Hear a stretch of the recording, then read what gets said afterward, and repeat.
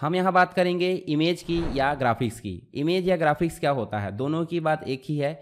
Image या graphics ऐसा तरीका है जिसके माध्यम से हम अगर बात करें कंप्यूटर की, तो कंप्यूटर में किसी मैथमेटिकल जो फंक्शन है, एल्गोरिदम है, या फिर हम बात करें कंप्यूटर के माध्यम से या प्रोग्रामिंग लैंग्वेज के माध्यम से जब हम जो है स्क्रीन पर कोई चीज़ें ड्रॉ करते हैं तो उससे क्या बनती है, उससे बनती है ग्राफिक्स या फिर इमेज। अब इमेज दो प्रकार की होती है। इमेज क्या होती है, दो प्रकार की। एक तो डायरेक्टली हम कंप्यूटर के माध्यम से ही बना रहा है, जिसे हम बोल देते हैं वेक्टर इमेज यानी कि वेक्टर ग्राफिक्स, जिसको हम सिंपल अगर बोलें तो जैसे कोरल ड्रा की बात करें तो लाइन के माध्यम से बनाते हैं, कर्व के माध्यम से, किसी शेप के माध्यम से। तो ये सिंपल जो है मैथमेटिकल फार्मूलाज के माध्यम से जिस इमेज को क्रिएट किया जाता है वो कहलाती है वेक्टर ग्राफिक्स। जैसे कि आप यहाँ देखिए वेक्टर ग्राफिक्स है, इसको कितना भी बड़ा कर दो इसके पिक्सल में कोई भी बदलाव नहीं होगा, यानी कि पिक्चर आपकी क्वालिटी नहीं घटाएगी।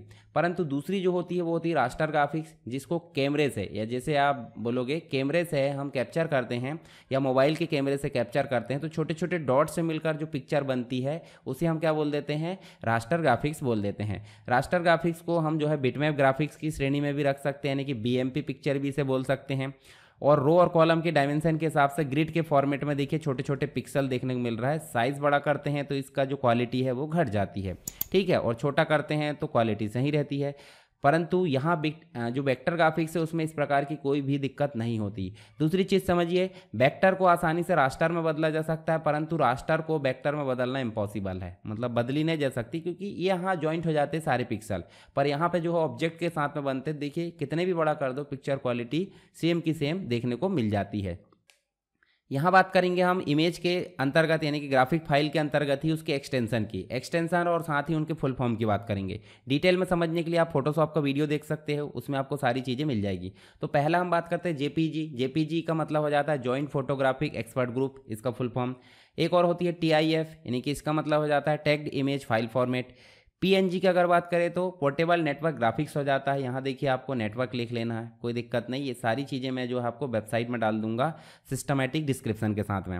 ईपीएस का मतलब हो जाता है इनकैप्सुलेटेड पोस्ट स्क्रिप्ट। बीएमपी का मतलब हो जाता है विंडोज़ की बिटमैप फाइल, जो कि पिक्चर के लिए यूज़ होती है, ज़्यादातर पेंट ब्रश में हम बनाते हैं। एसबीजी मतलब स्केलेबल वेक्टर ग्राफिक्स, ये देखिए वेक्टर ग्राफिक्स का एक्सटेंशन माना जाता है एसबीजी। पीडीएफ तो आप समझते होंगे, पोर्टेबल डॉक्यूमेंट फॉर्मेट होता है, जो कि ज़्यादातर हमारी ई बुक के लिए यहाँ पे काम आता है।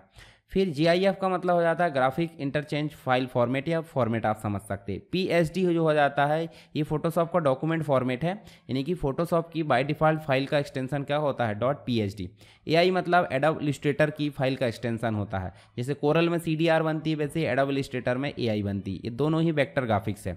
आई होप आपको ग्राफिक फाइल या इमेज और उसके एक्सटेंशन समझ में आ गए होंगे।